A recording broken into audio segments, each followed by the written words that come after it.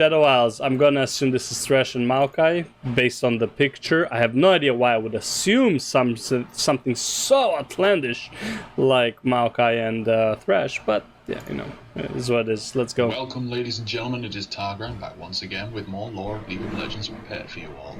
Let's go. Without further ado, I present to you the lore of Maokai, the Twisted Treant, and Thresh, the Chain Warden.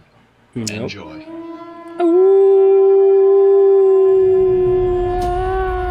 The Rune Wars had shattered the continent, shaking its very foundations and changing Valoran's future for the long eons ahead. It did not even skip the twisted shadowlands of the Shadowed Isles. Okay. The brutal use of magic has corrupted the land even further than it already has been, slowly turning it into the place it currently is. Maokai was a tree, one of many trees on the island. Still is a tree. For long centuries he stood there surrounded by his kin, feeling their strong trunks and seeing leaves of every colour. Okay. It was his home.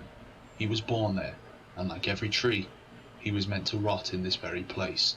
Okay. But he did not mind his destiny. He was just a tree. Against his own will, however, he'd become a witness of the terrible acts. He watched people fight against one another, as the ground exploded underneath their very feet. He watched as the ground turned grey, dying, just like his friends, the other trees, who had been turning into nothing but writhen shades of their former glory. Even Maokai himself had been affected by those changes.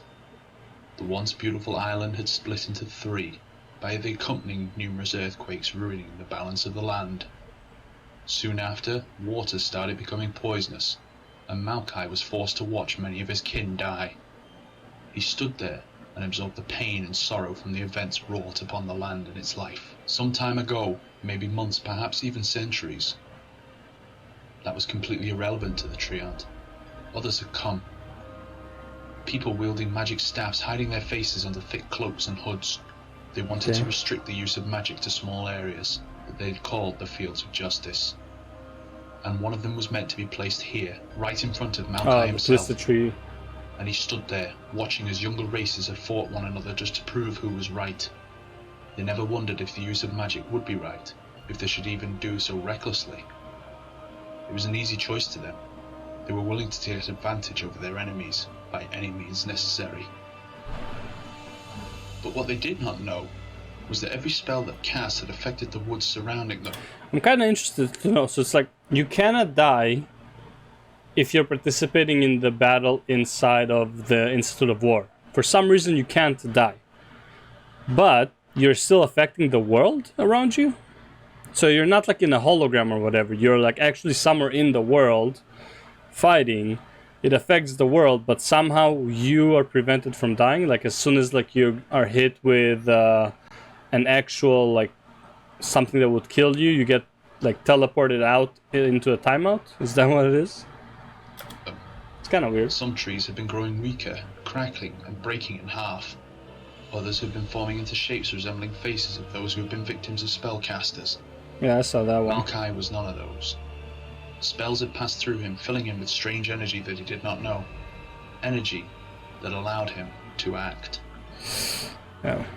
When another match had been taking place on the Twisted Tree Line, imagine while playing Twisted Tree Line. So it's like instead of releasing Maokai as like a champion, what they would do is while you're doing battle on the Twisted Tree Line, suddenly some trees awaken, and they start like, then they're like actually like a bunch of Maokais awaken, just starts throwing shit at you, and then after a while there's a patch that says a new champion joins the league, Maokai. Right, that would be. I think that would be pretty cool, like a random event happening in Twisted Tree Line. The trees had spontaneously roared to life. Maokai has risen and started tearing through his own brothers in mindless fury. Jesus. They were not his goal, however. He was going for the champions, the warriors of the younger races who were actors of this deadly spectacle he had been forced to watch. Driven by fury, he had assaulted them, and despite brave efforts, slain 6 of the champions fighting on both sides of the conflict. Oh, all 6 of them, huh? Only the intervention of the adjudicators of the League had allowed to stop the Treant's rampage and return the fallen champions to life. Maokai had been locked away under the Institute of Justice and has quickly drawn the interest of any summoner in the League. Everyone wanted to find out what the secret was behind his animation, and if it could be replicated in any way. Just They nuke wanted the to whole create world an with entire magic. army of treants to protect their position. At first, Maokai could not communicate with humans, but the ages of wisdom have allowed him to quickly learn their simple language. He asked them to help him with research. He wanted to find a way to return to his old form. He wanted to be just a regular tree, and not the aberration he'd become due to the use of magic. So he joined the Institute of War so they can research on him to turn him back into a tree. Meanwhile, he has to battle other trees or other champions. After long discussion, he'd come to terms with summoners and agreed to serve as a champion of the league until he could be turned back into a tree. It was just one term that he had. Once Maokai was back to being a tree, the league had to abandon all research regarding animation of trees. Compared to the human lifespan, trees seemed almost immortal, and through long years they listened to everything the earth says to them. They listen how it cries upon drinking human blood, and the cries echo inside the minds for long ages. Sometimes even longer than a human can live. Giving them a consciousness is almost a crime, as you force them to realize what they've been watching for so long. Until their deal is done, sad. Maokai treads through the fields of justice, eager to punish every champion for their reckless use of magic.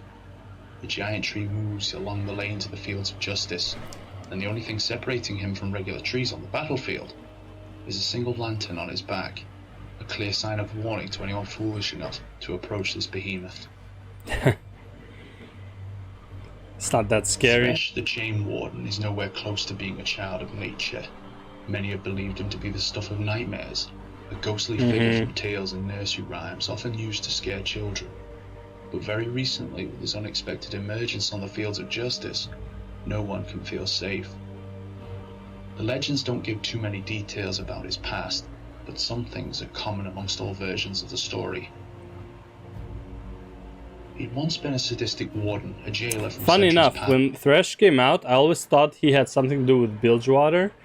Like, his skull is like octopusy kind of thing. Oh my god, octopusy.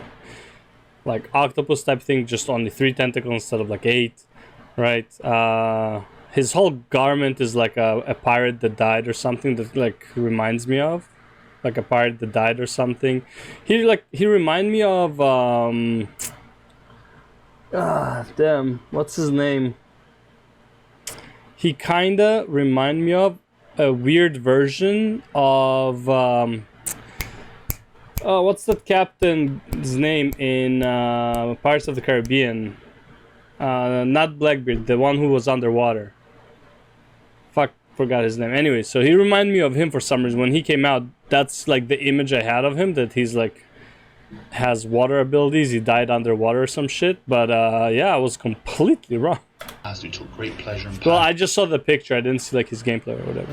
Torturing those who he was supposed to guard. With his trained mind, he's used every technique known to himself to slowly break his victims. Not only physically, I still hate but Thresh mentally now. as well. To this day, don't like Before playing he against allowed him. them to find peace at the grave, he made them suffer. They were tortured until they had entirely lost their minds, and only then they would be allowed to rest while he took care of their bodies. Using a handful of chains, his weapon of choice, he had terrorized everyone in the prison, making sure they would not get any stupid ideas or run away or try to prevent what he had planned for them. Every single man in the prison had been shaking just hearing the shrill of scrape of chains being dragged along the floor.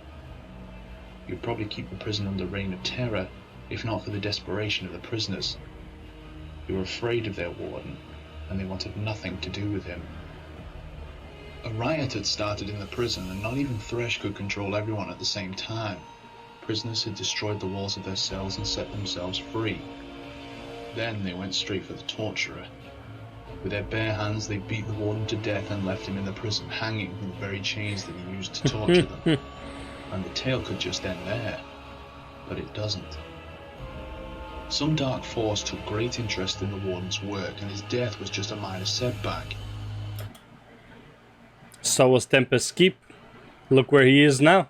Just a few days after his execution, his body disappeared. Oh, I mean, Kelth's case, Sunwell Plateau was just a setback too.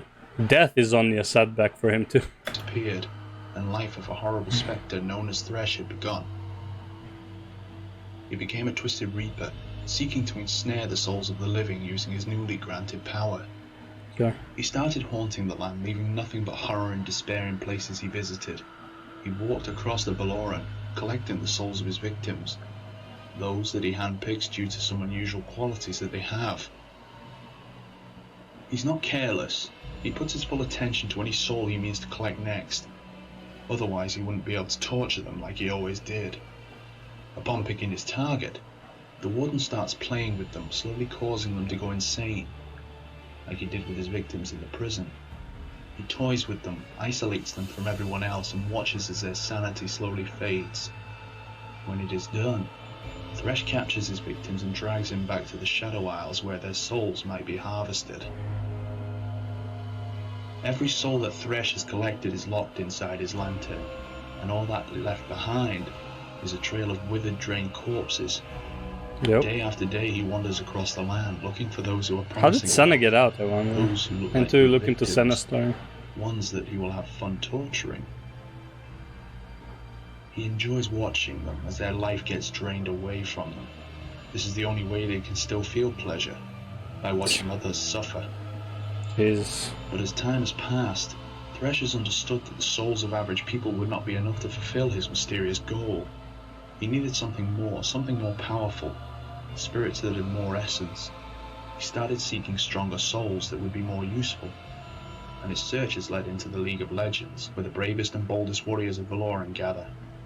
Only upon collecting their souls would his work be considered finished. Okay. And that's all we prepared for you this time around. Let us know if you like this video by pressing the like button, leaving your feedback in the comment section below. Share this That's video cool. around. I mean, Thresh lore honestly is not too interesting. I mean, it's not bad. Like, he was a warden. He was a torturer while he was a warden. He died, and you know, it's like, and he became an actual undead torturer. But I feel like the whole, like, the Senna, Lucian, Thresh triangle should be in one whole video. Just that story is just kind of cool overall. Especially now that I know that Lucian and Senna are not actually humans. They're like, they became whatever they are through like some stone. I don't know. They're weird. Like they manifested themselves. They weren't like born or whatever. So yeah. Anyways, that's cool. That's it for the Shadow Isles story, I believe, right? So there's only 4 of them. Yep. And then it goes back into Ionia, but which we will do some other time, because right now I want to do the PoE stuff. Damn, room is bright as hell. Alright, I'll see you in the next one.